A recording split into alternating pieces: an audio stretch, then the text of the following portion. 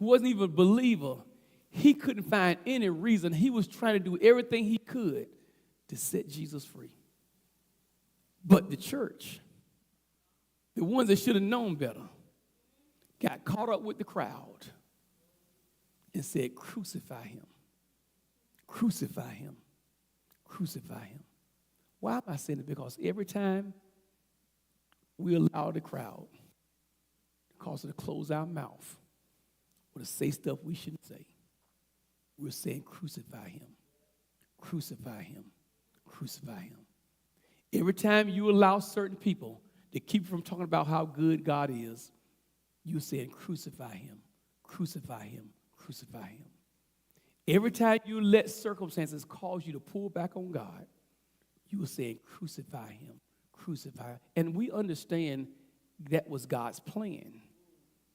But we were a part of the crowd that said crucify him, crucify him. And so how many of us have allowed peer pressure to make us react in ways we shouldn't react? How many of us have come to church and leave out on Sundays and the crowd or the groups or our friends or our family causes to take down our convictions of who Jesus is? Or our jobs. Well, I can't be too righteous because they're going to look at me funny. How many of us allow peer pressure to make us not witness to who Jesus is? And in essence, we're saying, crucify him, crucify him. Because when we don't do what we're supposed to do, we're essentially slapping him in the face. How many of us, I want you to think about this, because I thought about this, because he showed up for me.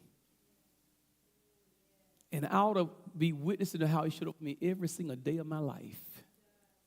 So how many of us, on this Palm Sunday, the message is to get us to think about who we are. Because the days are winding up. I went to a funeral on yesterday of a 56-year-old friend of mine who died on Saturday. Another good friend, an old church member of ours, her family found her dead in her apartment on Sunday. Ladies and gentlemen, time is winding up. And tomorrow is not promised. And while we're going through the motions and having a form of godliness, but not by denying the power thereof, we are putting ourselves in jeopardy of missing what we've all been supposedly working for. Amen. And so my job